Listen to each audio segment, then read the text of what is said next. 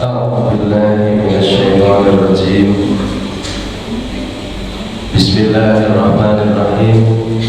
رضينا بالله ربا وبالإسلام دينا وبمحمد نبيا ورسولا. ربنا زدنا علما وارزقنا فهما. ربنا اشرح لنا صدورنا ويسر لنا أمورنا واحلل عقدة من ألسنتنا يفقهوا أقوالنا. Subhanaka la ilma lana illa ma 'allamtana innaka antal alimul hakim. Fa uhayyikum tahiyatan islamiyah wa tahiyatul islamiyah. Assalamualaikum warahmatullahi wabarakatuh.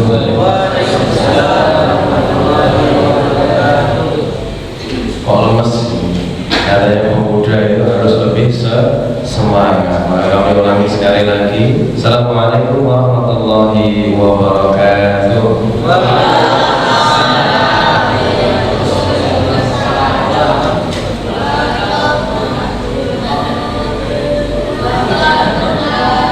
Alhamdulillah.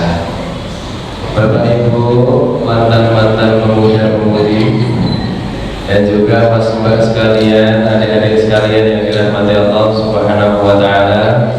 Sehat seluruhnya Bapak Ibu. Sehat seluruhnya mas dan mbak semuanya. Ini kalau dari prosentase sepertinya 50-50 ini. Bapak Ibu 50, pemuda-pemudinya juga kurang lebih 50%. Di atas ada orang deh. Masya Allah. Tidak kelihatan soalnya goib ini. Berapa orang di atas? Bukti. Kam nafar. Berapa orang kam nafar itu? 60. Masya Allah. Jadi ternyata banyak tapi goib. Tidak kelihatan tapi bisa mendengar sih. Alhamdulillah. Adik-adik sekalian, ini saya panggil adik-adik atau mas mbak atau teman-teman ya? Teman-teman boleh ya? Iya.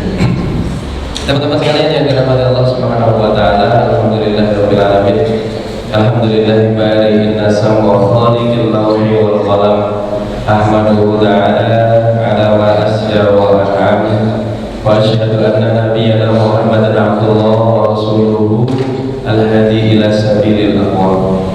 Alhamdulillahilladzi bi ni'matihi tatimmus shalihat wa bi taufiqihi tatahaqqaqul ghayat. Wa huwa alladzi ja'ala hadhihi dunya daral imtihanat wa tajribat wa ja'ala al-akhirata daral ni'mal lazzat. Asyhadu an la ilaha illallah wahdahu la syarika lah wa asyhadu anna nabiyyana Muhammadan abdullah wa rasuluhu la nabiyya wa la rasula ba'dahu. Amma ba'du fa ya ibadallah, usi nafsi wa iyyakum bi taqwallahi azza wa jalla. Haitsu qala tabaraka wa ta'ala fi kitabihil karim, a'udzu billahi minasy syaithanir rajim. Wa man yattaqillaha yaj'al lahu makhraja wa yarzuqhu min haitsu la yahtasib wa man yatawakkal 'ala Allahi fa huwa hasbuh. Amma ba'du. Sebelumnya kalau saya boleh minta yang muda-muda berada di depan, boleh ini sudah. Bapak mungkin yang muda-muda berada di depan. Jadi tidak usah nggak enak sama bapak ibunya karena ini momen jenengan untuk ngaji sebetulnya. Yuk ngaji. Iya, boleh ngaji. Di depan. Jadi, ngaji. Biar kelihatan. Ya. Mungkin salah satu faktornya tidak enak sama bapak ibu gitu. Jadi mungkin besok Pak kalau kita adakan yang kedua betul-betul dipisahkan saja. Oke, karena ada masa di kalanya saya di depan pemuda itu membicarakan bapak ibu dan di depan bapak ibu saya juga membicarakan anak muda. Ini apa betul? Betul. Ini untuk bahan introspeksi mereka, begitu. Karena kalau seperti ini saya tidak enak menyampaikan bapak ibu di depan anak-anak karena ada seperti itu ya. Jadi nanti betul-betul dipisah saja supaya saya lebih fokus untuk bisa menyampaikan kepada pemuda atau kepada bapak ibu seperti itu. Ya sudah. Ayo alhamdulillah. Kita mulai terlebih dahulu ngobrol kita pada malam hari ini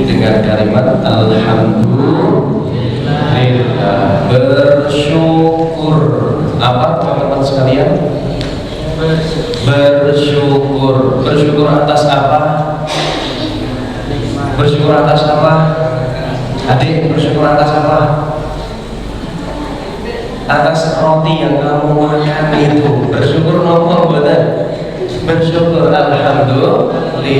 Maka begitu banyaknya nikmat yang Allah berikan kepada kita, terkhusus pada malam hari ini, kita harus selalu bersyukur nikmat-nikmat tersebut. Paling tidak dengan kalimat alhamdulillah.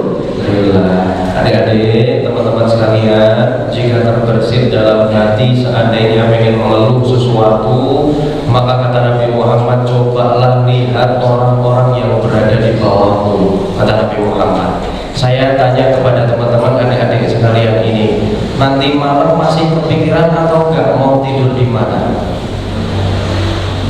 Yang di atas nanti malam kepikiran atau enggak mau tidur di mana? Enggak ya, sudah tersedia seluruhnya, oke? Adik-adik, kepikiran enggak nanti malam mau tidur di mana? Enggak tahu, sudah pasti tahu. Di rumah ada, kasurnya sudah siap, bantal guling sudah ada, selimut semua cemuk sedoyo. Kita nggak pernah berpikir bahkan nanti malam kita ini mau tidur di mana. Sedangkan adik-adik coba lihat di pinggiran-pinggiran jalan-jalan, masih banyak orang yang bahkan mereka ini harus berpikir nanti malam saya mau tidur di mana. Pernah lihat nggak orang yang bawa gerobak, ngeret gerobak itu, di dalamnya ada kardus-kardus, kemudian ada anak kecil di dalamnya. Pernah lihat? Iya, yang bapak ngeret gerobak, yang ibunya gendong bayi sambil bawa payung di belakang gerobak. Coba bayangkan adik-adik sekalian, mereka itu bahkan masih berpikir nanti malam saya mau berhenti di mana ya untuk ngeyok supaya tidak kehujanan. Nanti malam saya mau tidur di mana ya? Nanti malam apa yang menyelimuti diri saya ya? Nanti malam saya bantalan pakai apa ya? Sedangkan kita selama ini pun tidak pernah sedikit pun terpikir untuk tidur di mana. Gitu membuatnya. Maka seharusnya harus lebih besar lagi rasa syukur kita kepada Allah Subhanahu wa Ta'ala. Alhamdulillah. Salawat dan salam semoga senantiasa tercurah kepada junjungan kita, Nabi besar kita, Nabi Agung Muhammad Sallallahu Alaihi Wasallam. Dan semoga kita senantiasa termasuk ke dalam golongan umat beliau yang nanti mendapatkan syafaat fi yaumil akhir. Amin amin ya rabbal alamin. Mau bersolawat terlebih dahulu, teman-teman adik-adik, bersolawat terlebih dahulu mau? Kurang bersolawat terlebih ya?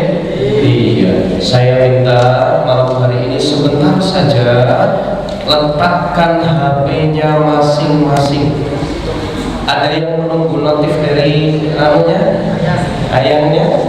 Tidak ada ya? Maka adik-adik yang membawa HP, yang di atas ada yang bawa HP atau tidak ya?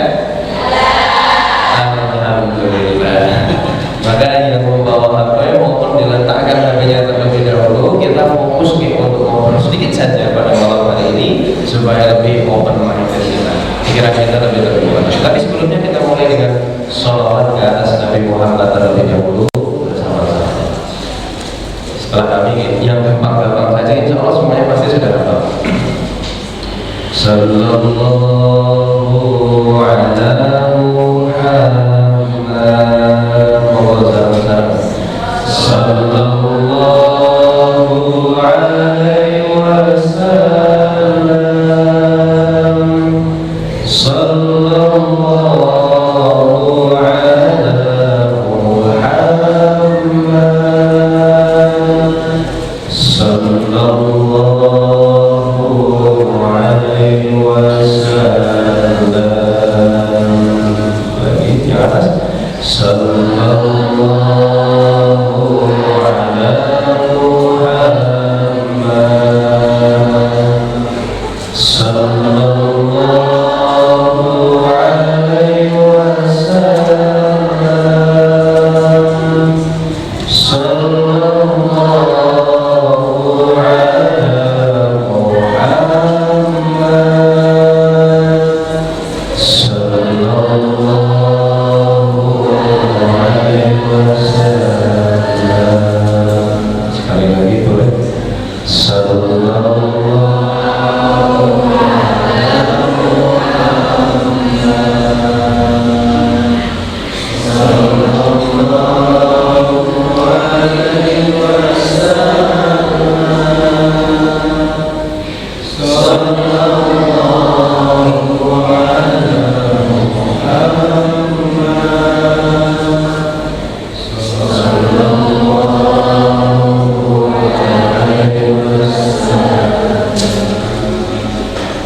Allahumma sholli ala Muhammad wa ala ali Muhammad. Semoga kita semua diperkenankan untuk berjumpa dengan baginda Nabi Muhammad sallallahu alaihi wasallam. Teman-teman, adik-adik mau nggak ketemu sama Nabi Muhammad? Mau banget kan? Mau banget ya. Saya boleh tanya, kalau seandainya teman-teman diperkenankan untuk berjumpa dengan baginda Nabi Muhammad, apa yang pertama kali pengen dilakukan? Yang bawah dulu, yang laki-laki pengen ngomong mas.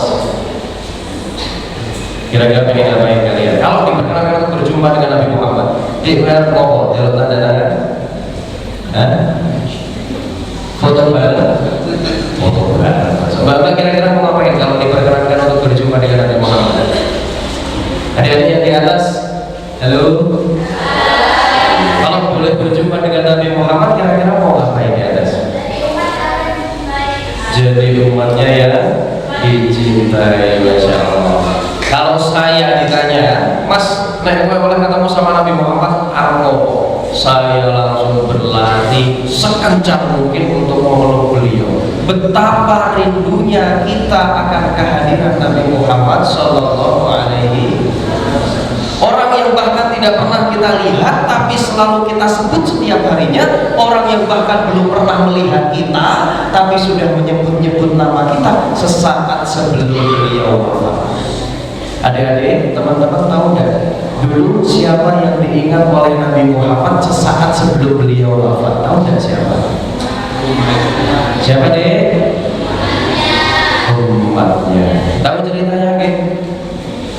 Ketika itu rumah Nabi Muhammad diketok oleh seseorang. Tok tok tok diketok. Kemudian lari membukakan pintu adalah putri beliau tercinta. Siapa putri Nabi Muhammad? Fatimah Az-Zahra. Fatimah berlari untuk membukakan pintu, kemudian dibukalah pintu oleh Fatimah. Sama Fatimah dilihatin terlebih dahulu, ini sopo, ini siapa, orang asing kok nggak pernah dilihat sebelumnya di desa ini. Kemudian orang itu berkata kepada Fatimah, "Duh, saya ingin ketemu berjumpa dengan ayahku. Saya ingin berjumpa dengan Nabi Muhammad sallallahu alaihi wasallam." Tapi kata Allah, ketika itu ternyata Nabi Muhammad sallallahu alaihi wasallam sedang sakit. Kemudian Fatimah berkata kepada sosok itu, "Nyuwun sewu, mohon maaf, ayah saya itu sedang sakit jadi tidak bisa dijumpai hari ini." Seperti itu. Kemudian orang itu pergi, Fatimah menutup pintu lantas kembali kepada Rasulullah. Kemudian Rasul bertanya kepada Fatimah, "Duh, niku mau sinten? Siapa itu tadi yang ngetok pintu tadi itu siapa?" Kata Fatimah, "Mohon maaf ayahanda, tapi saya belum pernah melihat sosok itu sebelumnya. Sepertinya bukan orang sini, sepertinya orang asing bagi kita. Tapi kenapa tiba-tiba mengetuk pintu lantas ingin berjumpa denganmu ya Nabi?" Apa kata Nabi Muhammad? "Ketahuilah wahai anakku Fatimah, bahwasanya yang barusan mengetuk pintu rumah kita adalah malaikat maut yang bertugas untuk menjemput." Lantas Fatimah menangis jadi-jadinya karena mengetahui bahwasanya ayahnya hendak diambil oleh malaikat maut. Kemudian malaikat maut masuk ke dalam rumah ditemani oleh malaikat Jibril. Ini bedanya kita dengan Nabi Muhammad. Nabi Muhammad itu yang menjemput dua malaikat langsung. Satu malaikat Jibril karena khaliluhu, kekasihnya. Yang satunya malaikat siapa? Pencabut nyawa namanya? Siapa? Sama diajari dua nama-nama malaikat, diajari nama buatnya. Ya, siapa yang bertugas mencabut nyawa? Malaikat siapa?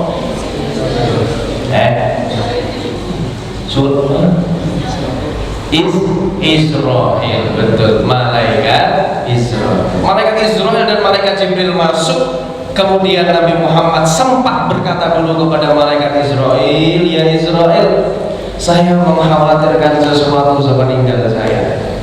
Israel sudah tahu, kemudian lantas berkata, ya Muhammad, umatmu nanti tempatnya di surga. Barulah ketika itu Nabi Muhammad rela diambil sedikit demi sedikit rohnya oleh malaikat Israel. Kira-kira kalau ambil roh itu dari atas atau dari bawah? Dari atas atau dari bawah? Jawab. A atas, B bawah. Ambil roh dari atas atau bawah? A atau B? Kok tahu? Bukti. Udah pernah kok. Dari atas. Nanti kita akan diambil ruhnya itu dari atas. Kenapa? Karena saya pernah menemani orang yang sedang diambil ruhnya malaikat. Betul. Saya pernah menemani salah seorang santri saya. Dulu di pondok, beliau sakit. Kemudian di rumah sakit saya temani beliau. Saya lihat bagian atasnya itu matanya masih membuka seperti ini, teman-teman. Mulutnya masih menganga. Bagian atas ini masih terlihat fresh coklat warnanya. Tapi ketika saya buka selimutnya, kemudian saya pegang jari jemari kakinya, ternyata sudah berubah warna. Yang semula coklat menjadi pucat, abu-abu. Kemudian saya pegang, oh ini pun adem, sudah dingin. Maka saya katakan ketika itu, inna lillahi wa inna ilaihi raji'un. Barulah ketika itu kita diambil oleh Allah nyawa kita. Nabi Muhammad sedikit demi sedikit ketika itu diambil nyawanya oleh malaikat Israel. Ketika itu seperti Nabi Muhammad itu melafalkan sesuatu, tapi rotok kurang jelas. Akhirnya menantu beliau, Ali bin Abi Thalib, itu mendekati beliau, kemudian mendekatkan telinga beliau ke bibir Nabi Muhammad. Barulah ketika itu terdengar, yang terdengar dari kalimat lisan Nabi Muhammad adalah ummati, ummati, ummati, ummatku, ummatku, ummatku. Bukan istrinya yang beliau sebut-sebut sesaat belum beliau wafat, bukan anak-anaknya yang beliau sebut, bukan cucu-cucunya, bukan tetangga-tetangganya, bukan sahabat-sahabatnya, bukan Umar, Utsman, Ali, bukan. Tapi bahkan orang yang belum pernah dilihat oleh beliau sebut-sebut sesaat sebelum beliau wafat. Siapa? Anda sekalian ini sudah disebut oleh Nabi Muhammad. Ummati berarti seluruhnya, pemuda-pemudi di penulis ini semuanya disebut oleh Nabi Muhammad. Ummati, ummati. Saking sayangnya Nabi Muhammad dengan kita umat beliau. Maka dari itu, patutlah kita untuk senantiasa bersolawat ke atas Nabi Muhammad Sallallahu Alaihi Wasallam. Adik-adik sekalian yang dirahmati Allah Subhanahu Wa Taala, temanya malam hari ini adalah ngobrol perkara Islam. Yang namanya ngobrol itu bukan satu orang yang berbicara. Maka nanti akan saya ajak adik-adik teman-teman ini untuk ngobrol bersama. Meskipun secara tidak langsung tidak apa-apa. Nanti sudah disediakan kertas oleh panitia. Maka kertas ini saya mohon ditulis pertanyaan tentang hal apapun itu yang kalian penasarankan. Tidak perlu diberikan nama, cukup tulis pertanyaannya saja. Karena saya yakin Anda malu kalau menulis nama Anda. Maka tulis pertanyaannya, boleh tentang hal apapun itu. Seputar pemuda-pemudi, saya banyak tahu biasanya. Pertama, terkait belajar itu bagaimana. Kedua, bisa jadi terkait berbagai macam permasalahan di kalangan remaja. Atau mungkin bisa jadi tentang hal cinta-cintaan. Boleh ditanyakan, boleh perihal jodoh, boleh perihal ini, boleh semuanya boleh ditanyakan. Ya, maka setelah ini monggo panitia masbah bisa dibagi kertasnya, kemudian diminta untuk menuliskan pertanyaannya satu persatu. Ini yang mudah-mudah saja nih, yang nulis nih. Bapak-bapak, ibu tidak perlu tidak apa-apa, cukup yang adik-adik saja yang menuliskan seperti itu. Oke, seperti itu. Oke, yang ibu bapak ada sesi pengajian sendiri dengan saya, ya bapak. Banyak fokus. Maka silakan ditulis pertanyaan. Saya kasih waktu 10 menit untuk menulis pertanyaannya. 10 menit. Terkait hal apapun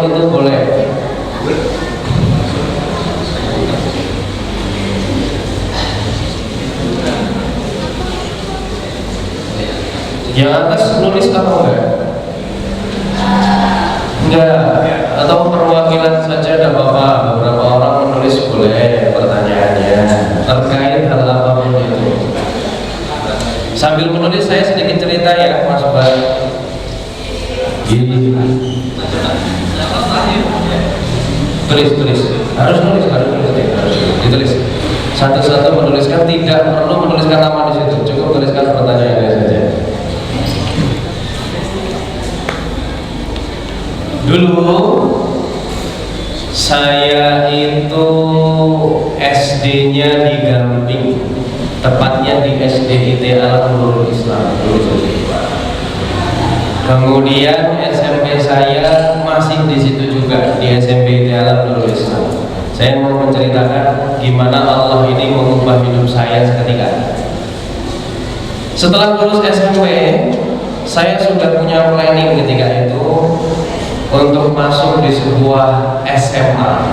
Bayangkan, kita dari lulus SMP kemudian masuk SMA itu bayangannya gimana Mas Mbak sekalian? Bayangannya kan sesuatu yang indah ya. Oh, habis ini saya pakai seragam putih abu-abu ya. Habis ini saya bawa motor, saya pegang HP, saya boncengkan makhluk halus. Bayangannya seperti itu. Kita tapi ternyata keinginan tidak sesuai apa yang dikehendaki oleh Allah Subhanahu wa Ta'ala. Ketika itu saya sudah mendaftar di sebuah sekolah MAN 1 Yogyakarta. Saya sebut mereknya aja nggak apa-apa. Saya mendaftarkan diri di beberapa sekolah, ada SMA 1 Jogja, SMA 2 Jogja, Semadan, dan lain sebagainya. Lolos di MAN 1 Jogja dalam predikat beasiswa. Jadi ketika itu masuk sekolah langsung tanpa ada biaya apapun. Itu ketika itu saya seperti itu. Tapi kata Allah Masya Allah, ternyata Allah Subhanahu wa Ta'ala menurunkan takdir yang tidak pernah saya duga pada malam hari ini.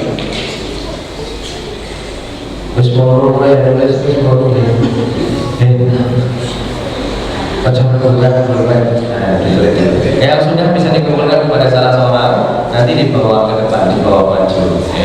Bapak sudah? Sudah? Boleh dibawa maju. Tidak apa? Maju. Kita yang punya belakangnya dibawa juga. Nah, dibawa maju.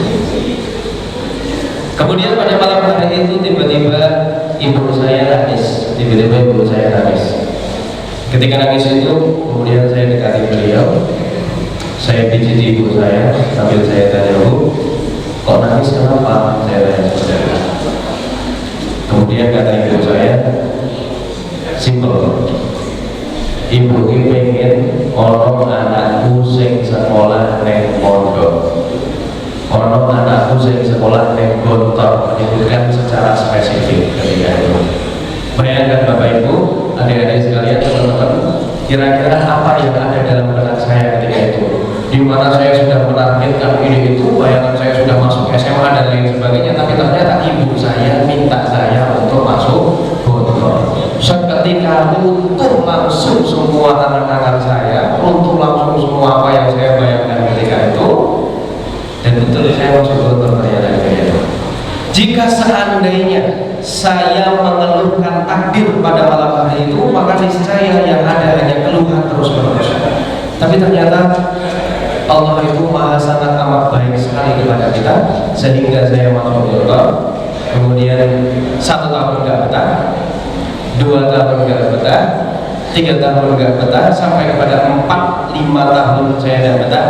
Ternyata bertahan sampai 10 tahun saya di Gontor. Barulah ketika saya keluar dari sana, saya menyadari, oh ternyata ini maksud ibu saya dulu menyekolahkan saya di pondok. Mungkin kalau saya nggak sekolah di Gontor, saya nggak akan ketemu dengan ibu-ibu, bapak-bapak, adik-adik sekalian pada malam hari ini. Jadi jangan pernah kita ini menghukumi takdir di hari di mana takdir itu turun kepada kita. Tapi bisa jadi hikmah dari takdir yang diturunkan Allah itu datang 5 tahun setelahnya, 10 tahun setelahnya, bahkan 20 tahun setelahnya juga bisa jadi. Sudah ditulis Pak? Mas Pak, coba itu dititipkan. Adik-adik sudah sini. Pergi, dibantu apa lagi?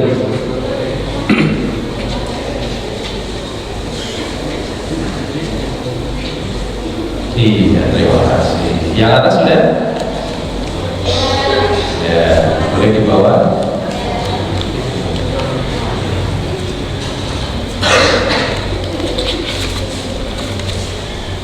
Oke. Loh, kok kosong? Oke, alhamdulillah. Yang atas boleh dibawa dulu, Pak.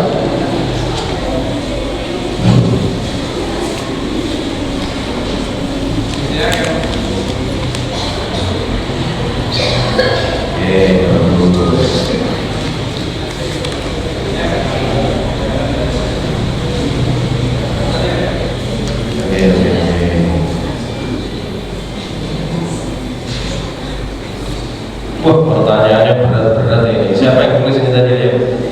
Biasanya anak-anak muda itu mas apa hukum bunuh diri seperti itu. Ini apa yang dimaksud dengan sumpah dalam Islam? Masya Allah. Ini siapa maksud dengan saya? Caci ini ya. Apakah siksa kubur beneran ada? Wah, ampun. Apa yang dimaksud dengan zakat dalam Islam?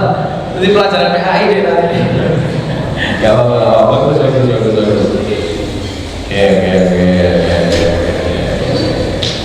Mau yang atas sudah? Boleh diturunkan yang atas sekalian? Ya, di bawah dulu, tidak apa-apa.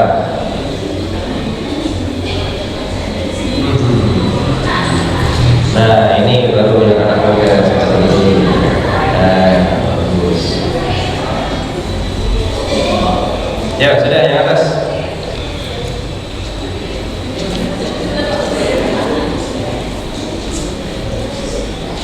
Oke, kita bahas yang serius-serius dulu lah ya. Iya, ada kita kalau doa apa takut nih? Oke, apakah siksa kubur itu beneran ada atau tidak? So, mari takon. Dari kita kuburan kuburan. Ya, legah naik kuburan kita dengarkan bersama siksa kubur di sana. Sama pakai gitu. Ini dari teman-teman yang atas ya, ada dari yang atas. Oke, Masya Allah. Oke, boleh. Wah.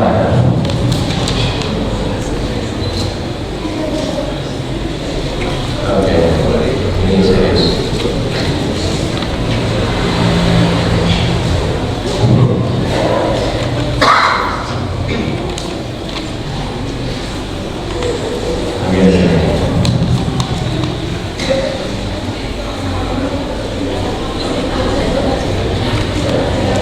Oke, tadi kita jawab terlebih dahulu.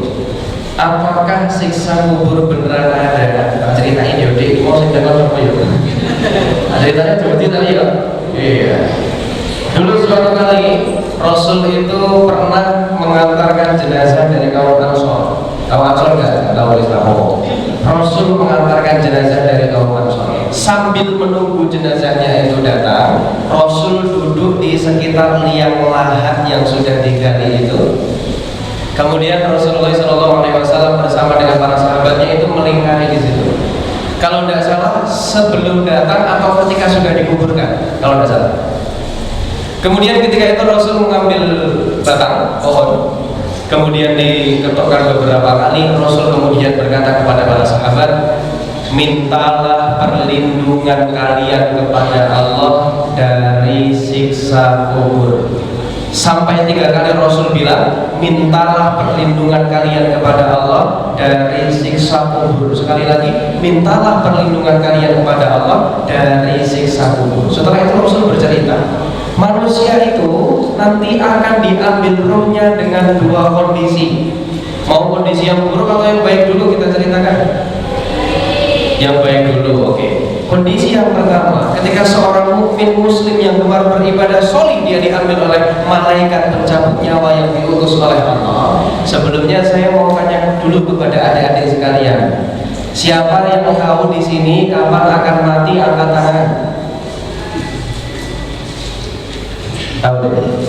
Udah tahu. Siapa yang di sini tahu kapan akan mati, angkat tangan.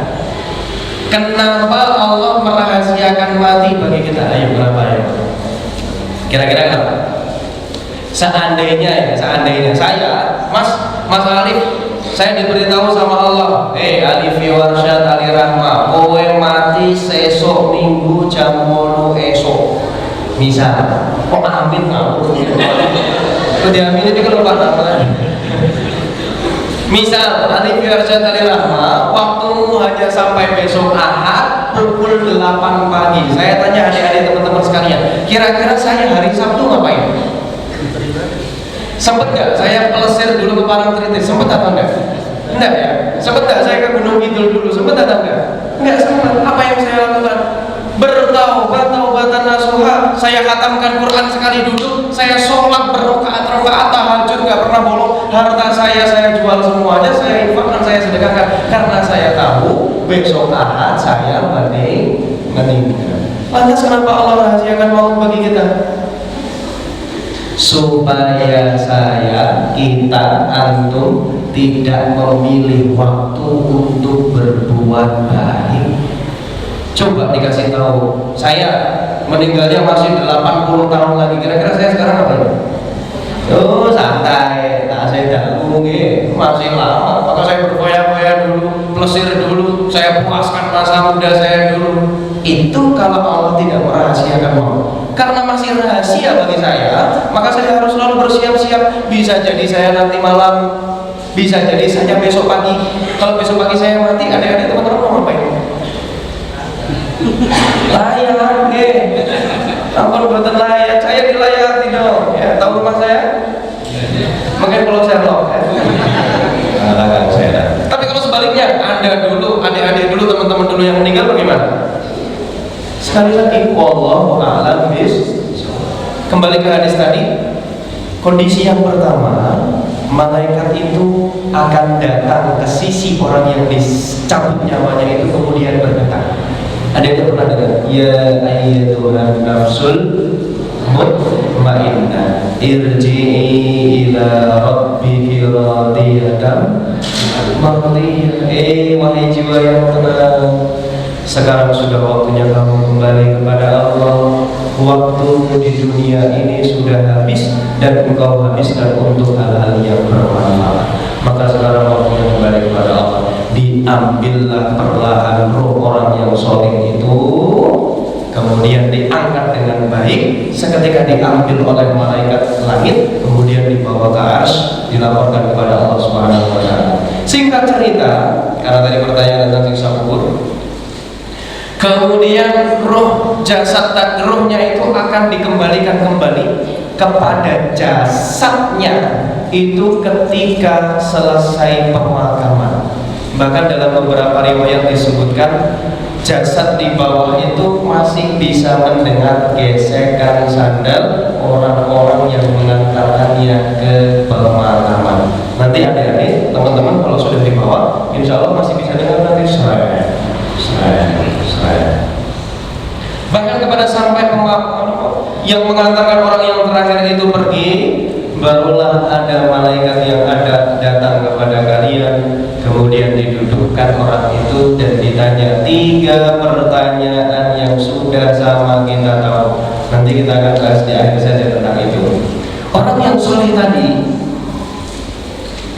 kemudian akan dibawakan kepadanya sesosok yang luar biasa indah, tampan, cantik jelita juga bisa, wangi baunya, dan luar biasa sangat amat nikmat.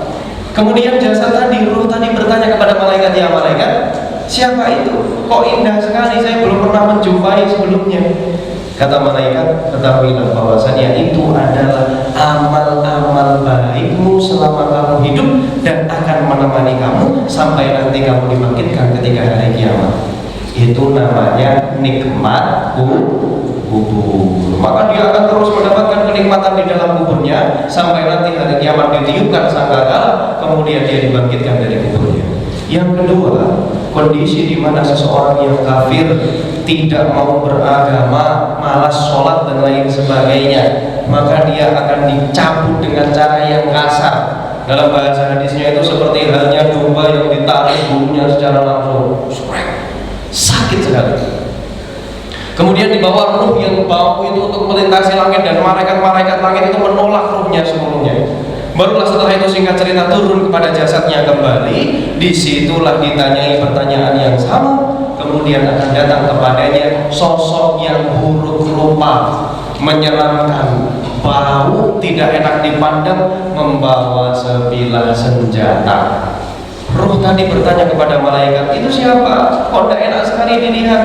Malaikat menjawab, itu adalah amal-amal burukmu selama di dunia yang selama ini sudah kamu lakukan. Maka menjelma menjadi iya, dan ia akan menemanimu sampai nanti kamu dibangkitkan di hari kiamat. Itu namanya siksa kubur. Ada perhatian video ini belum?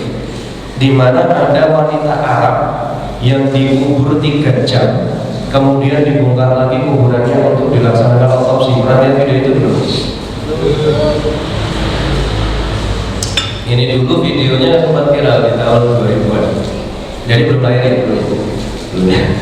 Jadi ada wanita Arab, ketika hidup itu cantik jelita luar biasa, rambutnya hitam, kulitnya putih, kemudian dia meninggal, kemudian dikuburkan. 3 jam kemudian kepolisian datang kepada keluarga ingin membongkar makamnya untuk dilaksanakan otopsi. Otopsi itu dicek badannya nih maksudnya.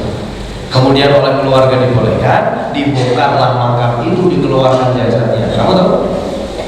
Baru 3 jam, rambut yang tadinya hitam sudah berubah menjadi putih. Mata yang sebelumnya cantik jelita, ketika dibongkar itu sudah hampir keluar dua-duanya. Di matanya ini mau keluar. Kulitnya sudah berubah menjadi abu-abu kehijauan. Kehijauan itu karena memar, seperti dipukul-pukul. Dari mulutnya ini sudah keluar darah-darah, tubuhnya ini sudah tidak karuan. Padahal baru berapa jam dikubur? 3 jam. Barulah ketika itu orang-orang pada sadar ternyata tersiksa kubur itu betul-betul ada. Bayangkan, itu baru 3 jam. Sedangkan nanti orang yang sudah meninggal itu akan menunggu selama sampai sangkakala ditiupkan, semuanya dibangkitkan. Begitu lamanya orang-orang akan menyaksikan siksa kubur. Maka siksa kubur beneran ada atau tidak? Ada, sesuai dengan hadis tadi disampaikan dari Al-Bara bin Azib. Kalau ada yang mau cari tahu, namanya Al-Bara bin Azib, itu hadisnya bagus.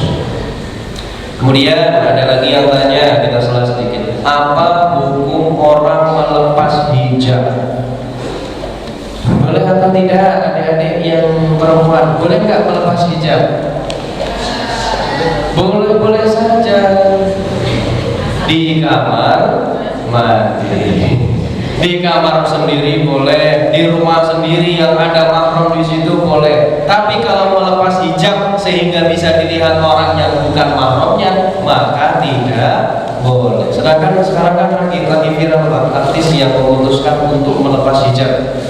Kemudian di captionnya ditulisin, mohon maaf ini pilihan saya. Saya tanya adik-adik yang di atas, melepas hijab itu apakah sebuah pilihan?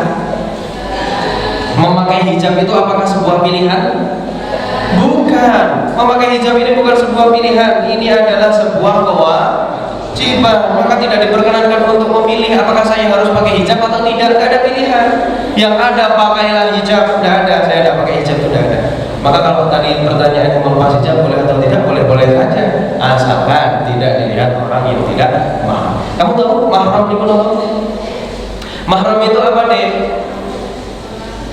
Orang-orang yang haram untuk kamu nikahi itu namanya mahram. Siapa? Contoh ayah kamu, contoh saudara laki-laki kamu, contohnya siapa itu tidak boleh dinikahi, itu mahram. Boleh menyentuh kamu, itu mahram. Tapi kalau yang bukan mahram itu berarti orang-orang laki-laki atau perempuan yang boleh dinikahi, itu namanya bukan mahram, boleh dinikahi. Maka kalau boleh dinikahi tidak boleh menyentuh sebelum ada ikatan yang halal, tidak boleh ada suatu khalwat sebelum ada ikatan yang halal, seperti itu. Maka boleh saja melepas hijab asalkan dengan mahramnya sendiri, seperti itu. Kemudian ada lagi yang bertanya, ini perihal cinta-cintaan nanti dulu nanti. Apakah boleh kita mencintai orang Korea? Boleh nggak? Ini sepertinya dari atas. Boleh nggak kita cinta sama orang Korea? Boleh. Kalian mengidolakan siapa, adik-adik? Jongkook.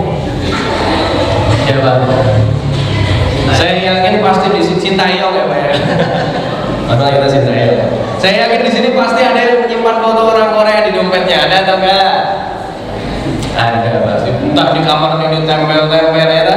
Iya, di lemarinya ada dan lain sebagainya. Kemarin ada juga yang bertanya, kalau tidak salah di mana? Oh, di Godean. Pas kajian pemuda seperti ini juga, Mas, apa hukumnya kita ngefans sama K-pop, idol K-pop seperti itu?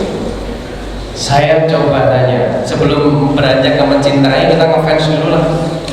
Memangnya sudah habiskah figur-figur kita di Islam ini untuk kita takjubi, untuk kita teladani, untuk kita telusuri bagaimana kisahnya?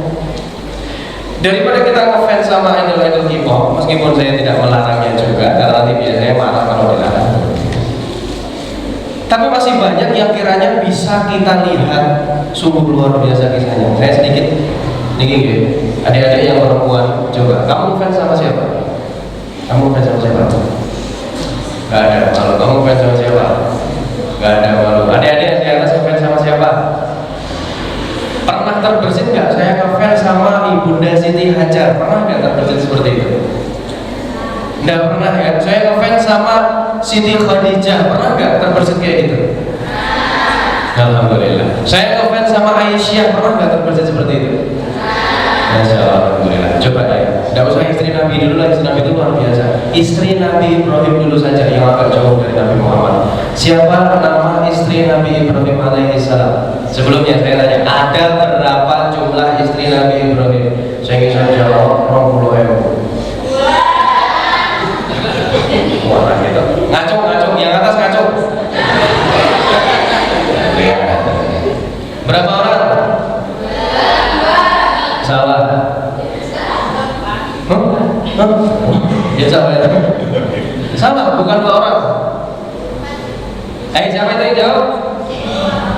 Tadi barusan ada yang jawab sepertinya. Berapa? Iya, yang jawab 4. 1 orang tadi, yang pertama siapa tadi? Iya, nanti dapat 20.000 ya. Iya. Istri Nabi Ibrahim itu ada 4 orang. Yang kita kenal, yang terkenal itu ada 2, namanya Siti Saroh dengan Siti Hajar. Yang 2 ini memang tidak terkenal dan jarang disebutkan di literasi manapun jarang. Kita bahas yang 2 saja. Ketika itu Nabi Ibrahim menikah dengan Siti Saroh, tapi ternyata lama tidak diberikan keturunan, akhirnya menikah dengan Siti Hajar. Dengan Siti Hajar itu dikaruniai seorang anak, namanya siapa? Ismail. Enggak, kalau yang ini enggak dapat hadiah. Apa perintah pertama Allah Subhanahu wa taala kepada Nabi Ibrahim dan Siti Hajar untuk Ismail? Apa perintahnya ketika itu? Salah, bukan menyembelih itu Ismail sudah besar. Betul sekali. Ya Ibrahim, bawalah istrimu tercinta itu, bawalah anakmu yang barusan lahir itu ke tengah padang pasir, kemudian kamu tinggalkan di sana. Masya Allah. Kira-kira Siti Hajar ngomong buat turun. Adik-adik, kalau semisal nanti di posisi Siti Hajar, kira-kira mau atau tidak? Dibawa suaminya ke tengah hutan, kemudian ditinggalkan di situ, padahal habis melahirkan, mau atau enggak? Enggak mau pastinya. Tapi luar biasanya Siti Hajar itu karena bermodalkan ketakwaannya kepada Allah dan kesetiaannya kepada suami, hanya bertanya satu hal. Ya Ibrahim, suamiku tercinta, ahada min amri Rabbi, apakah ini perintah Tuhanmu? Kata Nabi Ibrahim, bala, ini adalah perintah Tuhanku. Maka kalau ini perintah Tuhanmu, lakukanlah untukmu, insya Allah akan menjadi hamba-hamba yang sabar. Itu istri yang luar biasa bagi seorang laki-laki yang mulia. Betul, ditinggalkanlah Siti Hajar bersama dengan Ismail yang masih merah, masih kecil di situ. Kemudian Nabi Ibrahim pergi. Ujian pertama datang kepada Siti Hajar dan Ismail. Qadarallahu wa masya'a fa'ala. Ternyata asinya Siti Hajar tidak keluar untuk Ismail, padahal Ismail masih kecil, bayi. Bayangkan, Bu, Rian nek bermain kini Bu, sakit atau tidak Bu rasanya?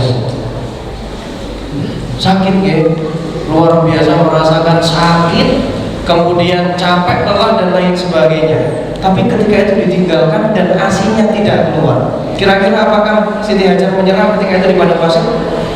Tidak. Siti Hajar naik ke sebuah bukit, namanya Bukit Sofa, mencari air di atas bukit itu. Kemudian turun dari Bukit Sofa, naik lagi ke Bukit Marwah. Turun dari Bukit Marwah, naik lagi ke Sofa. Bolak-balik berapa kali deh?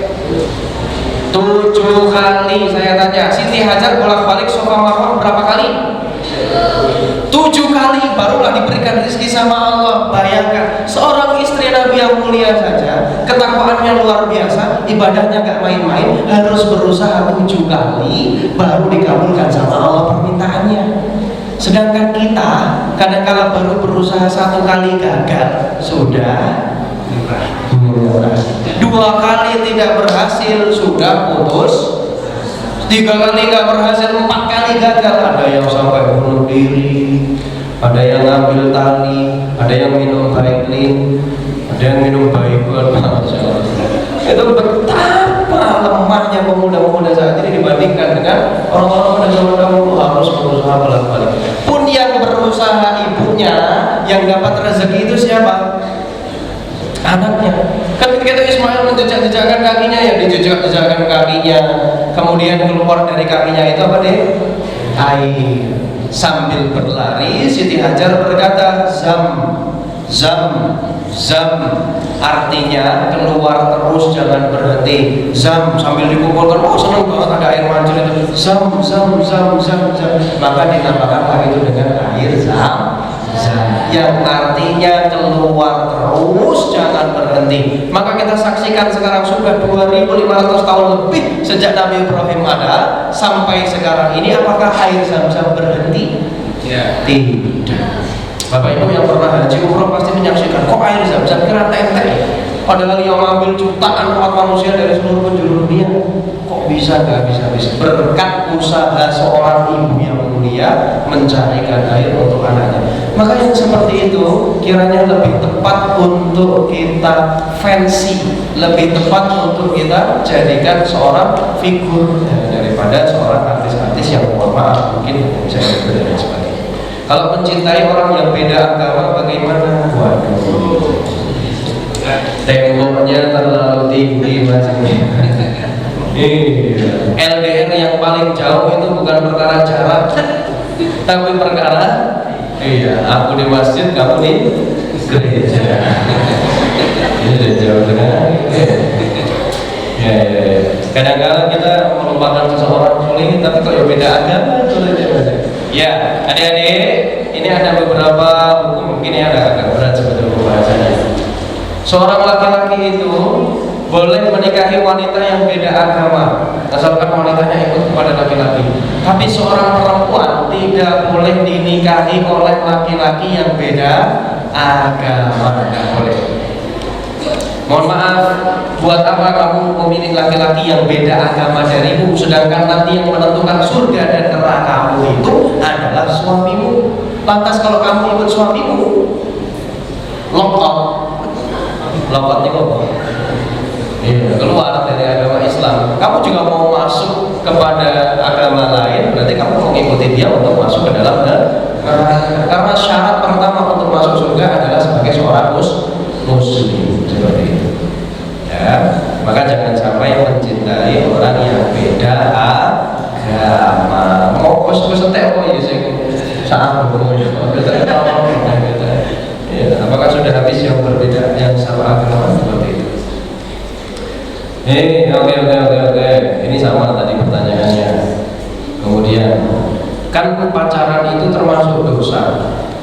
Tapi kalau pacaran yang membawa kebaikan, apakah tetap dosa? Saya. Iya mas. Pacaran membawa kebaikan itu bagaimana? Jangan lupa sholat ya. Kita video call yuk, kita semaan Al-Quran. Astagfirullah. Mau nggak setoran hari ini? Kita sambil sleep call tapi ini mungkin yang dimaksud dengan pacaran membawa kebaikan. Maksud dia seperti itu. Adik-adik tahu, setan itu lebih alim daripada manusia. Setan itu lebih pintar membaca kitab daripada manusia. Setan itu bisa jadi lebih soleh daripada manusia, tapi kealiman dia gunakan untuk menjerumuskan manusia. Jadi ada yang namanya talbis iblis. Tahu talbis iblis? Talbis iblis itu kita seakan-akan melakukan kebaikan, tapi sebetulnya itu adalah dosa. Contohnya tadi, mengingatkan pacarnya untuk sahur besok pagi misalnya. Sudah tahu pacaran itu tidak boleh, tapi dikemas dengan hal-hal yang islami seperti itu. Jadi kalau pacaran membawa kebaikan, apakah tetap dosa? Ya tetap dosa. Ya, karena sudah kembali kepada awalnya bahwasanya pacaran saja sudah tidak boleh di dalam Islam seperti itu. Tapi Ustadz, saya cinta banget sama dia. Lantas manakah yang lebih panas? Siang hari tanpa angin atau melihatmu bersama dengan yang lain? Ya, karena sering kayak gitu ya anak-anak muda ya, salah ya seperti itu. Adik-adik sekalian yang dirahmati Allah Subhanahu Wa Taala, kamu itu masih muda, waktunya masih panjang, maka jangan dihabiskan untuk berpacaran. Tadi saya mencari ada beberapa cara menasihati teman yang sedang kasmaran, cara menasihati teman yang sedang kasmaran dengan lawan jenis. Terima kasih. Ini yang satu tema saya bacakan langsung saja. Beda. Bagaimana cara tobat untuk terhindar dari pacaran? Sama ini saya bacakan. Oke. Apa hukum mencintai fiksi? Mencintai fiksi ini biar maksudnya. Mencintai fiksi. Aneh kali ya. Mencintai hal-hal yang tidak real gitu ya. Oke, tadi tentang pacaran tadi. Sudah baca surat An-Nur atau belum? Adik-adik yang di atas sudah baca surat An-Nur atau belum? Minimal nanti sebelum kalian menikah, baca surat An-Nur 1 kali sambil diresapi makna yang ada di dalamnya, maka sedikit pun kalian tidak akan menyentuh yang namanya pacaran. Saya yakin. Kata Allah di dalam surat An-Nur, al-khabithatu lil-khabithina wal-khabithuna lil-khabithat wat-tayyibatu lit-tayyibina wat-tayyibuna lit-tayyibat. Perempuan yang buruk maka akan dapat laki-laki yang buruk. Tapi sebaliknya, laki-laki yang buruk juga akan mendapatkan perempuan yang buruk. Sebaliknya, laki-laki yang baik nanti akan dapat perempuan yang baik. Pun halnya perempuan yang baik pasti akan dapat laki-laki yang baik. Boleh dibilang jodoh itu cerminan diri.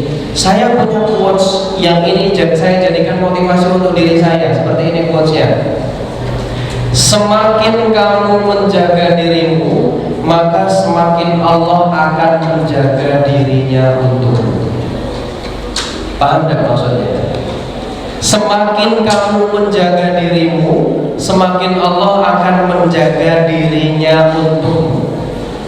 Contoh, kamu nanti malam bangun untuk sholat tahajud, bisa jadi Allah Subhanahu Wa Taala sedang membangunkan calon jodohmu di sana untuk sholat tahajud juga yang sama. Kamu besok pagi sholat duha, Allah sedang menimbulkan rasa ingin sholat duha bagi calon jodohmu nanti entah di mana itu sekarang. Tapi nyuwun sewu sebaliknya, kalau kamu memilih nanti malam, semisal minum minuman keras, nyuwun sewu mungkin bisa jadi di ujung sana Allah sedang menyodorkan gelas minuman keras untuk calon jodohmu juga. Jadi tidak perlu repot-repot kita mengubah anak orang lain, tidak perlu kita repot-repot menjaga anak orang lain, cukup kita perbaiki diri kita dengan harapan nanti Allah juga akan memperbaiki jodoh kita. Jadi sebagaimana kamu menjaga dirimu, maka sebagaimana itu pula Allah itu akan menjaga dirinya untukmu. Jadi tidak perlu kemudian berpacaran. Hei mas-mas yang laki-laki, kalau memang kalian itu gentle, jangan ambil dengan cara pacaran.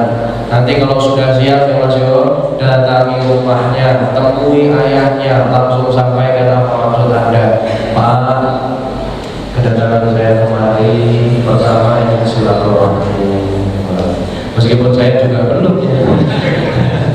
Yang kedua, saya ingin meminang putri Bapak untuk dijadikan istri saya, menemani hidup saya dan melengkapi semua agama saya. Kira-kira diterima nggak sama bapaknya? Insya Allah kalau niat kamu baik, insya Allah kita terima. Tapi kalau niat kamu tidak baik, ya Allah alam bisawab. Begitu pula kalian wahai adik-adik perempuan, kamu itu madrasatul ula, al-madrasah al-ula. Saya tanya adik-adik yang perempuan, sekolah pertama bagi anak-anakmu nanti itu di mana? Betul, di ibunya. Bahkan sesaat sebelum anakmu keluar dari rahimmu, itu kamu sudah mendidiknya. Usia berapa janin itu sudah ada ruhnya? Berapa bulan? 4 bulan. Ketika usia janin 4 bulan itu sudah ditiupkan ruh di dalam rahim kamu nanti. Ketika itu kamu sudah mulai untuk mendidiknya. Seperti itu. Ya, maka jangan perlu diurusi dengan pacaran adik-adik, cukup perbaiki diri sendiri. Saya tanya adik-adik sekalian, apakah kalian mau punya anak-anak yang nakal nanti? Tidak mau, maka jangan jadi anak-anak yang nakal sekarang. Apakah kamu rela nanti anakmu itu menumpuk minuman keras, mas-mas? Tidak, maka jangan sampai pula kamu sekarang ini menyentuh hal-hal yang sedemikian rupa juga. Jadi sebagaimana kamu menjaga dirimu, maka seperti itu kalau Allah akan menjaga jodohmu. Tidak perlu berpacaran. Saya boleh bercerita, Bapak Ibu? Saya ini juga jatuh bangun dalam urusan seperti itu. Ini jodoh. Namanya jodoh itu seperti ini adik-adik. Jodoh itu kalau sudah jodohmu, sekuat apapun kamu melepasnya, dia akan mencari jalannya untuk menemuimu. Itu jodoh. Jodoh itu sekencang apapun kamu menggenggamnya, tapi kalau ia bukan jodohmu, maka dia akan mencari jalannya untuk menjauh darimu. Itu jodoh. Jadi kalau memang bukan jodoh, lalu harus bagaimana? Seperti itu. Karena saya dulu juga pernah merasakan seperti itu, Pak. Ya, saya pernah melamar seseorang, tapi ternyata karena bukan jodohnya, wallahu a'lam, qadarullah wa masya'afa'ala, Allah sudah mengatur semuanya, ternyata memang dia bukan jodoh saya. Akhirnya Allah jauhkan lagi. Seperti itu. Karena yang punya timeline, punya dimensi waktu, punya dimensi tempat itu Allah Subhanahu wa ta'ala. Kita tidak perlu berpikir, kok takdir Allah seperti ini, kok takdir Allah seperti ini. Seperti itu. Ya, adik-adik sekalian dirahmati Allah Subhanahu wa ta'ala. Kemudian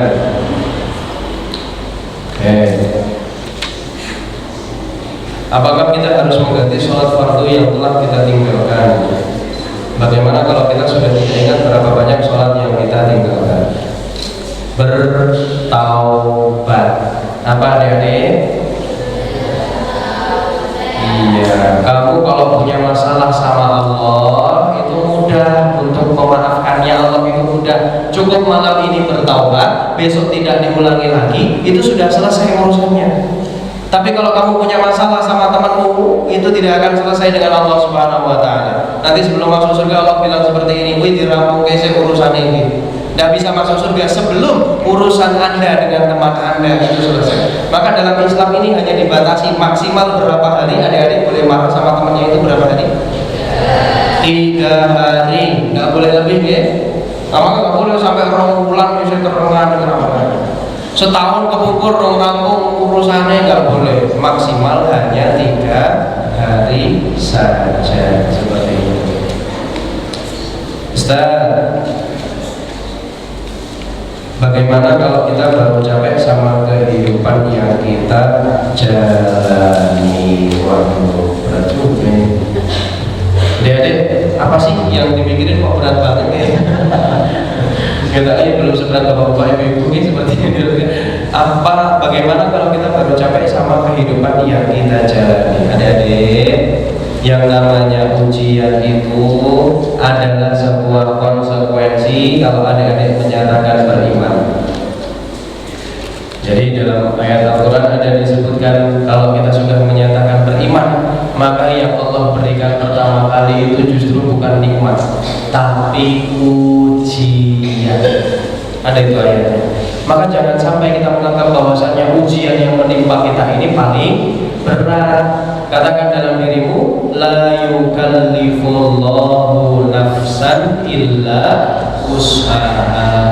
Dan Allah itu tidak membebani seseorang hamba kecuali sesuai dengan kemampuan. Maka jangan sampai menganggap bahwasannya kok aku sih paling ampun. Why always me? Kan biasanya anak muda seperti itu. Ya Allah, kenapa aku terus yang dapat masalah? Allah berkata kepada kalian, why not? Kenapa tidak? Ya. Kenapa aku terus? Allah bilang, ya kenapa tidak? Kamu pantas untuk menerima ujian ini, kamu pantas untuk menerimanya, kamu bisa untuk melaluinya. Maka jangan sampai menganggap bahwasannya ujian kita ini yang paling berat. Adik-adik lihat saya ini kayaknya nggak ada masalah ya. Orang itu seperti itu, isinya ini wang sinawang. Kok kayak uripe penak yo, ketoknya rata sholat, rata ngaji kok sugih. Kamu nggak tahu ujian apa yang dia terima di belakang itu. Adik-adik, saat ini saya ini sedang mengalami 4 kegagalan dalam bisnis saya. Mau saya ceritakan? Iya, saya bikin barbershop di Koramil, di Sitokarto. Bangkrut, tutup. Saya bikin kafe di Banyuraten, saya nggak kuat bayar listriknya 1 bulan 1.500.000. Kemudian saya tutup juga di situ. Saya beli kafe di belakang Gor Pelebengan 50 juta. Ada miskomunikasi sama pemilik kontrakan, akhirnya 50 juta habis juga habis. Saya bikin proyek lagi di sebelah Pasar Ngasem, mau bikin kafe lagi di sana itu, ternyata tidak jadi lagi, ambles lagi. Bayangkan kegagalan 4 hal ini dalam satu waktu menimpa saya. Kok ketoknya penak ya Mas Alif, kita ada masalah badanku seperti itu. Maka jangan sampai menganggap bahwasannya kok ketoknya masalah kita ini yang paling berat. Masing-masing kepala dari kita ini punya masalahnya sendiri. Tinggal bagaimana kita ini menghukumi tadi. Oh ya Allah, kok kita nggak adil sih? Kenapa aku terus yang dikasih masalah? Bukan kamu saja yang dikasih masalah. Semuanya dikasih masalah, cuma sudah sesuai dengan kemampuan masing-masing. Adik-adik, kalau ditimpakan masalah saya mungkin nggak bisa kuat. Pun sebaliknya, saya ditimpakan masalah teman-teman, belum tentu saya juga kuat. Jadi jangan pernah menganggap bahwa masalah saya paling besar. Jangan. Setiap kita punya masalah masing-masing, tinggal bagaimana kita menghadapi masalah tersebut. Ya meskipun dibarengi kalau ya Allah, tidak apa-apa. Yang penting tetap kuat dan tetap berhusnuzon sama Allah. Ini saya ajak adik-adik ya, teman-teman. Jangan, ini yang diajarkan ibu saya, jangan sampai sedikit pun kamu itu suudzon sama Allah. Suudzon sama Allah itu gimana? Ya Allah kok gini toh, Allah jahat banget sih, Allah kok kejam banget sih, Allah kok tega sih sama saya. Jangan sampai seperti itu. Husnuzon sama Allah. Oh alhamdulillah ya Allah, barber saya tutup, kafe saya tutup, ternyata Ramadan saya setiap hari ngisi kajian. Mungkin bisa jadi supaya saya tidak sibuk di pekerjaan saya, jadi Allah meluangkan saya ke sini dulu. Saya selalu husnuzon seperti itu ya Allah.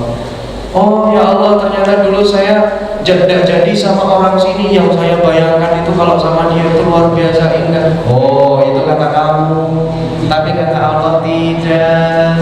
Allah yang tahu bagaimana kehidupanmu 20 tahun nanti, Allah yang tahu bagaimana kehidupanmu di umur 50 nanti. Maka jangan sampai sedikit pun kita ini bersuudzon dengan takdir yang Allah berikan kepada kita. Justru sebaliknya harus berhusnuzon. Alhamdulillah ya Allah, masih dikasih cobaan. Dalam Al-Quran itu kalau kita diuji, apa yang pertama kali kita harus ucapkan, teman-teman? Inna lillahi wa inna ilaihi raji'un. Alladzina idza asabathum musibah qalu inna lillahi wa inna ilaihi. Itu orang biasa. Saya ajak teman-teman jadi orang yang tidak biasa.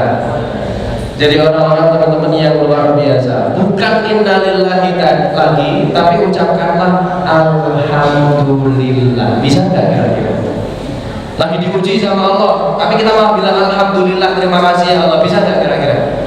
Harus bisa. Adik-adik kesandung, jungkel, alhamdulillah. Bisa nggak? Harus bisa. Alhamdulillah saya ngelecet ping jempule orang ngasih baduke lundung baduke lecet jempule lecet. Alhamdulillah ping baduke saya ngelecet orang ngasih raine kaget. Masih ada hal-hal yang bisa kita syukuri, sekedar hal-hal yang bisa kita keluhkan seperti itu. Habis ini adik-adik keluar dari masjid kok sandalnya hilang. Alhamdulillah. Meng sandalnya sing hilang, orang ngasih pinte sing hilang, ternyata pitnya hilang ternyata. Alhamdulillah. Meng pinte sing hilang, tidak sampai nyawa kita ya. Jadi masih ada hal yang bisa kita syukuri, sekedar kita mengeluh kepada Allah Subhanahu wa Ta'ala. Jadi jangan sampai kita ini mengeluh dengan takdir Allah. Kalau saya mengeluh dengan takdir Allah, saya sudah bunuh diri kemarin malam. Jangan sampai kita ini mengeluh dengan takdir Allah ini. Insya Allah itu sudah sangat amat baik sekali kepada kita sekalian. Kemudian cepat saja ini terakhirnya. Ustaz, ini berarti bagaimana hukumnya memberi hadiah kepada anak hasil hubungan terlarang? Waduh, gimana Mas? Adik-adik, mau saya kasih tahu sesuatu. Anak yang lahir dari hubungan yang terlarang itu sangat amat kasihan sekali di dunia dan di akhirat. Jauh-jauh sekali lagi, jauh-jauh. Meskipun itu bukan salah dia ya, tapi saya boleh bilang kasihan. Satu, dia tidak berhak atas warisan orang tuanya, tidak berhak. Dua, kalau dia perempuan, bapaknya itu tidak berhak untuk menikahkan dia karena hasil dari hubungan terlarang. Jadi walinya tidak ada seperti itu. Maka jangan sampai adik-adik ini nanti terpeleset, terjerumus kepada pergaulan yang tidak baik, pergaulan bebas. Sekarang banyak sekarang ini ya nikah by accident. Kamu tahu nggak nikah by accident? Iya, nikah karena ada insiden. Kalau tidak ada insiden nggak nikah, ya. Tapi karena ada insiden, kemudian nikah. Itu kalau kata orang ini, nek wis kepentok restune wong tuwa, ya. Maka seperti itu dibawakan langsung USG-nya dan langsung jadi seperti itu katanya. Ya Allah, jangan sampai adik-adik pernah terbersit sedikit pun untuk melakukan hal-hal yang demikian karena kasihan anak-anak yang lahir dari kita nanti kalau tidak dapat apa yang kita usahakan selama ini seperti itu. Maka kalau memberi hadiah, monggo itu hak Anda, tidak apa-apa untuk memberi hadiah, tapi tidak perlu juga adik-adik untuk memberikan selamat dan lain sebagainya. Wah, tetap saya. Kemudian, oke. Terakhir saja, ini perihal orang tua, ada perihal kematian, ada perihal ini dan lain sebagainya. Pas untuk menutup kajian kita pada malam hari ini kita bahas sedikit tentang ini. Tadi ada yang nanya, Mas, bagaimana kalau kita ini kadang-kala berbeda jalan pikiran dengan orang tua kita? Kemudian bagaimana cara agar bisa terbuka dengan orang tua kita? Adik-adik, ada sebuah hadis yang luar biasa dikatakan dari Rasulullah SAW. Ridallahi fi ridal walidi wa sakhatullahi fi sakhatil walidi. Ini karena ada orang tua di sini, tidak enak saya. Ridho Allah itu ada pada ridho Allah itu ada pada ridho orang tua, dan kemurkaan taat Allah itu ada pada kemurkaan orang tua. Maka jangan sampai sedikit pun kamu melawan apa yang bapak dan ibu ridhoi. Seperti yang saya sampaikan tadi, saya masuk Gontor itu bukan karena keinginan saya. Kalau boleh dibilang terpaksa, saya terpaksa masuk Gontor. Tapi terpaksanya atas dasar ridho ibu saya.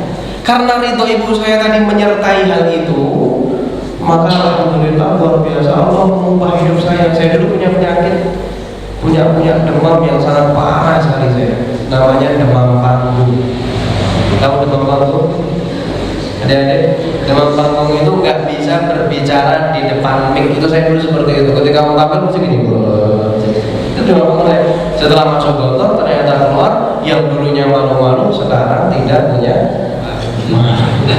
Gak apa-apa tapi yang penting tidak malu gitu ya. Maka itu takdir Allah yang turun 14 tahun yang lalu, baru saya rasakan hikmahnya ini sekarang. Jadi takdir Allah turun 14 tahun yang lalu, saya rasakan hikmahnya pada hari ini.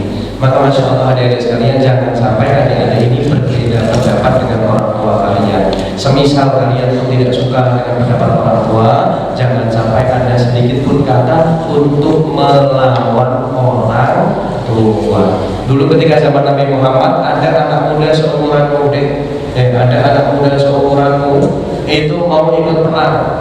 Bilang sama Nabi, aku tak mau perang oleh orang, anak seumuran kalian tuh mau ikut perang. Kemudian Nabi wah ini saya cilik. Nabi bertanya kepada anak itu, kamu masih punya ibu atau enggak?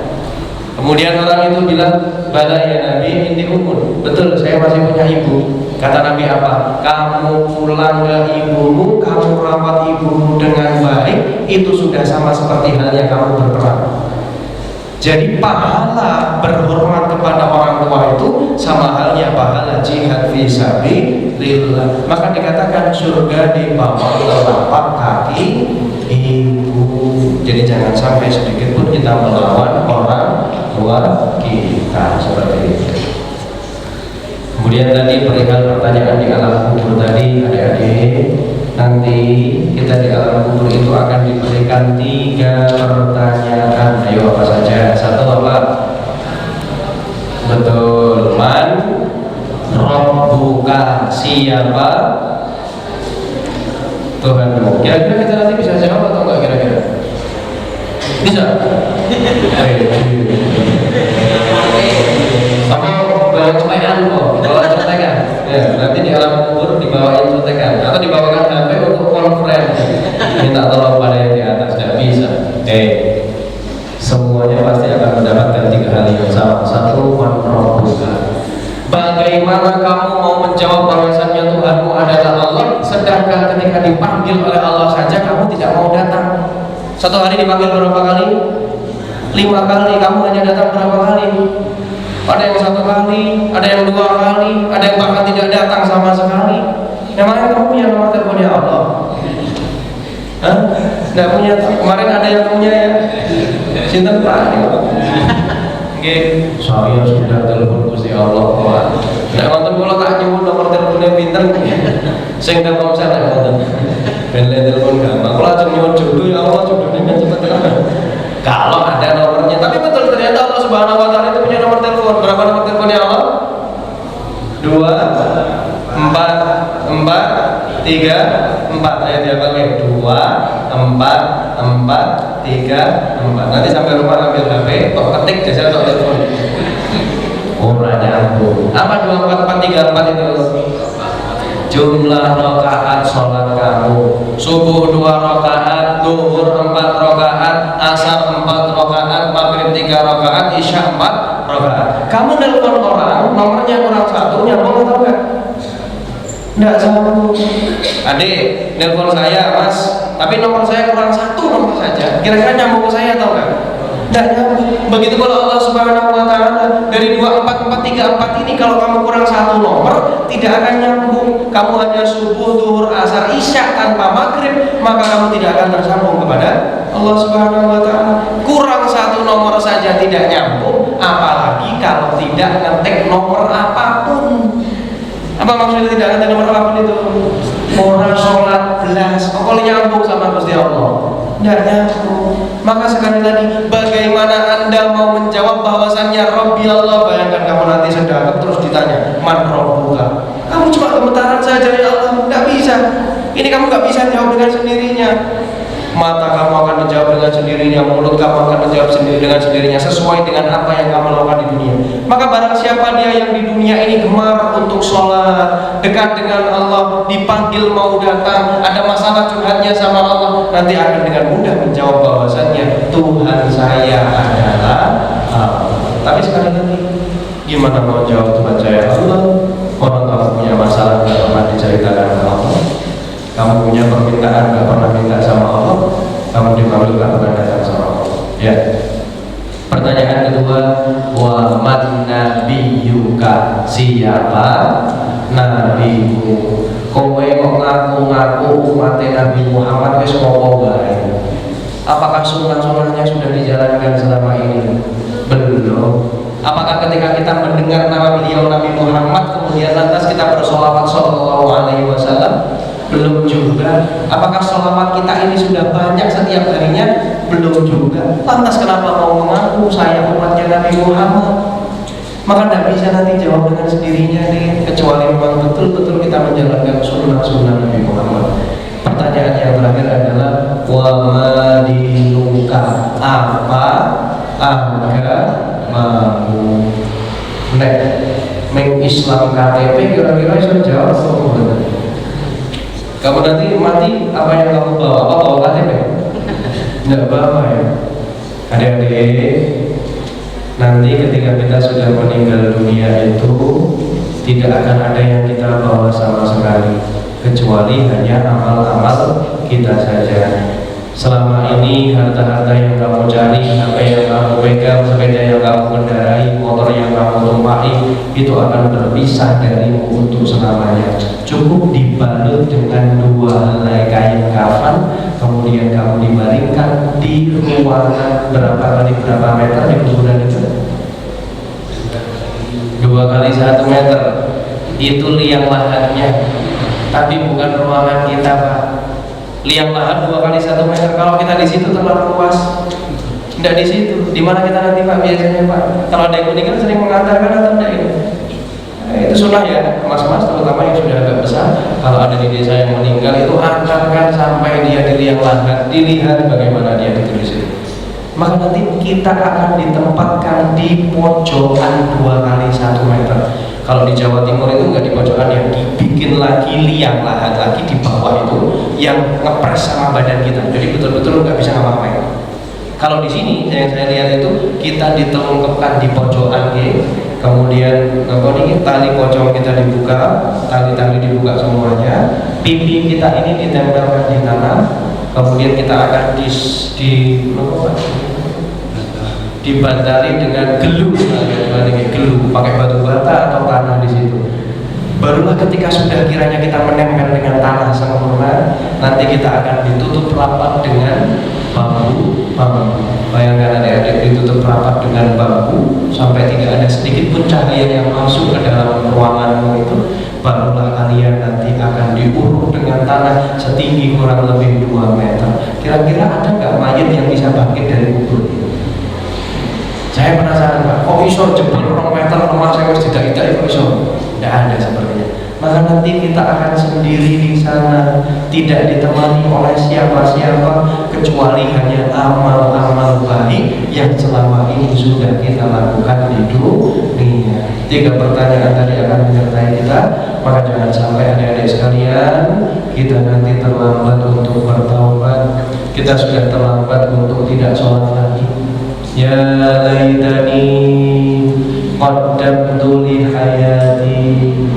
Kata mayat-mayat yang di bawah itu, mereka berkata seperti ini, ya laitani qaddamtu li hayati. Allah, seandainya saya masih bisa bangkit lagi, saya pengen sholat ya Allah, saya pengen sedekah ya Allah, saya pengen puasa ya Allah. Seandainya masih bisa hidup lagi. Tapi ternyata kata Allah, tidak, waktumu sudah habis, sudah cukup dulu hidupmu. Maka jangan sampai kita adik-adik sekalian, jangan menunggu masa tua untuk beribadah. Terakhir saya tutup, mungkin yang kita bahas barusan itu masih terdengar seperti dongeng bagi kalian. Kisah jane Ustaz iki tenan orang saja. Oh surga neraka itu tenan orang siksa kubur itu tenan, itu masih terdengar seperti dongeng bagi kalian sekarang ini. Tapi nanti ada satu masa di mana seluruh orang itu baru akan percaya, oh ternyata sholat itu betul-betul pentingnya, ternyata puasa itu betul-betul pentingnya, ternyata beribadah dekat dengan Allah itu betul-betul pentingnya. Milih mau sadar di dunia sempat bertaubat atau sadarnya di alam kubur dan tidak sempat bertaubat. Maka saya berdoa seluruh adik-adik, pemuda-pemudi di menulis ini semoga seluruhnya diampuni dosa-dosanya oleh Allah Subhanahu wa Ta'ala, dan semoga kita semua dikumpulkan di surga-Nya Allah Subhanahu wa Ta'ala. Amin amin ya rabbal alamin. Ada 100 tingkatan surga. Kamu nanti mau pilih di mana? Paling bawah atau paling atas? Oh, modalnya paling atas nih. Yakin paling atas adik-adik? Insya Allah. Dulu ada seorang nabi yang pernah berada di surga. Nabi siapa? Nabi Adam alaihi salam dengan istri yang diciptakan untuknya, Hawa. Kemudian Allah memberikan satu larangan, Adam, la taqraba hadhihi syajarah, jangan engkau dekati pohon yang itu. Mendekati pohonnya saja tidak boleh, apalagi memakan. Ternyata dibisiki oleh syaitan, Adam memakan buah apa namanya dimakan sama Adam. Karena melanggar satu larangan Allah, satu kesalahan, Adam dikeluarkan dari surga, diturunkan ke bumi sebagai khalifah. Karena berapa kesalahan tadi? Satu kesalahan. Satu kesalahan saja bisa menyebabkan seseorang keluar dari surga. Kita berapa kesalahan? Dosa kita banyak atau tidak? Banyak atau banyak? Maka sebelum nanti kita betul-betul masuk ke dalam surga, kita ampunkan dulu dosa-dosa kita kepada Allah Subhanahu wa Ta'ala. Dan kenapa kalian bersenang-senang di dunia ini, sedangkan dunia ini adalah tempat hukuman bagi Nabi Adam? Nabi Adam itu dihukum diturunkan ke bumi. Kita di bumi ini berarti berada di tempat hukumannya Nabi Adam. Adakah orang yang bersenang-senang di penjara? Tidak. Oh saya senang alhamdulillah di penjara, kemudian terlena di penjara, nggak pengen keluar dari penjara, ada? Tidak ada. Lantas kenapa kalian bersenang-senang dan terlena dengan dunia ini? Padahal ini bukan terminal terakhir kalian.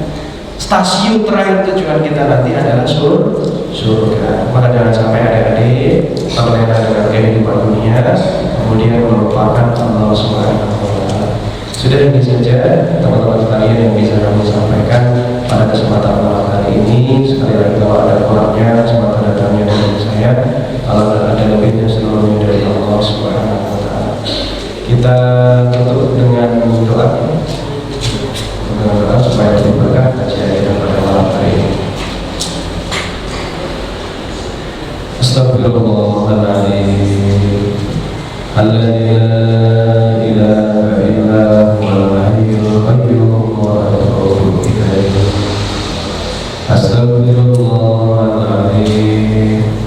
Alladzi la ilaha illa huwal hayyul qayyum wa atubu ilaih.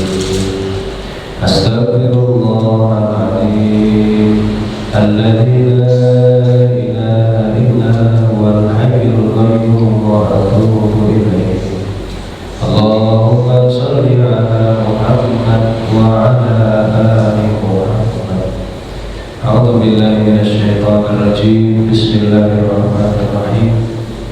Alhamdulillahirabbil alamin, hamdan na'imin, hamdan syakirin, hamdan yuwafi ni'amahu wa yukafi'u mazidah. Ya Rabbana lakal hamdu kama yanbaghi li jalali wajhikal karim wa 'azimi sultanik. Ya Allah, ya Tuhan kami, pada malam hari ini kami berkumpul di tempat ini semata-mata untuk bermunajat kepada-Mu ya Allah. maka bimbinglah selalu jalan kami, sayangilah kami, berkatilah kami, cintailah kami. Allahumma ighfir lana wa liwalidayna warhamhuma kama rabbayana shighara. Ampunilah dosa kedua orang tua kami ya Allah. Sayangilah mereka sebagaimana mereka menyayangi kami dulu ketika kami masih kecil ya Allah. Allahumma ighfir lana wa liwalidayna warhamhuma kama rabbayana shighara. ولجميع المسلمين والمسلمات والمؤمنين والمؤمنات الأحياء منهم والأموات إنك أنت السميع القريب مجيب الدعوات يا قاضي الحاجات. ربنا هب لنا من أزواجنا وذرياتنا قرة أعين واجعلنا للمتقين إماما. Ya Allah, ya Ghaffar, ya Allah yang Maha Pengampun segala dosa. Kami akui ya Allah, kami adalah hamba-hamba-Mu yang bernomor dosa. Maka ampunilah dosa-dosa kami ya Allah. Ampunilah dosa kedua orang tua kami. Ampunilah dosa keluarga kami. Ampunilah dosa kakak-kakak dan adik-adik kami ya Allah. Ampunilah dosa pasangan-pasangan kami. Ampunilah dosa anak-anak dan cucu-cucu kami ya Allah. Ampunilah dosa teman-teman kami. Ampunilah dosa keluarga besar kami ya Allah, baik yang masih ada maupun yang sudah tiada. Ampunilah dosa-dosanya ya Allah. Kami sadar ya Allah, mungkin kami belum pantas berada di surga-Mu, tapi kami juga tidak kuat untuk merasakan siksa neraka ya Allah. Maka jauhkanlah kami dari siksa api neraka, jauhkanlah kami dari siksa kubur, jauhkanlah kami dari siksa dunia ya Allah. Dekatkanlah kami selalu dengan nikmat-nikmat-Mu, dekatkanlah kami selalu dengan orang-orang baik, bimbinglah kami selalu di jalan-Mu ya Allah. Mungkin kadang-kala kami lupa jauh dari-Mu, maka tariklah kami kembali untuk beribadah kepada-Mu ya Allah. Tutuplah akhir hayat kami dalam keadaan yang husnul khatimah.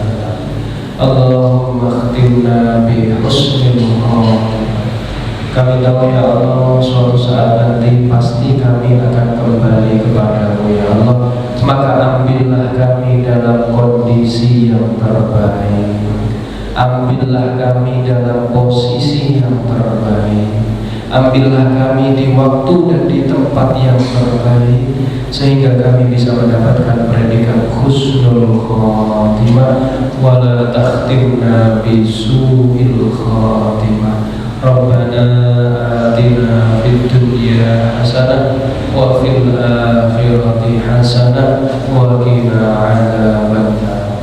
Subhana rabbika rabbil izzati amma yasifun wa salamun alal mursalin walhamdulillahi rabbil alamin. Naqra sab'al masani al-Fatihah.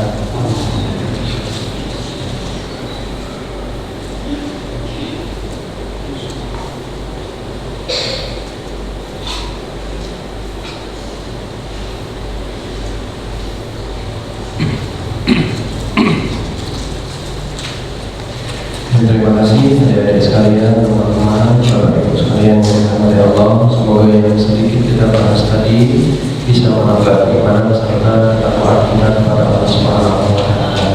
Amin amin. Mohon maaf jadi suara saya sudah habis karena ini pengajian kelima bagi saya di hari ini. Jadi sudah sisa-sisa tenaga saya. Mohon maaf sekali kalau ada kurangnya dan kalau ada dari Allah Subhanahu wa Ta'ala. Syukran ala kulli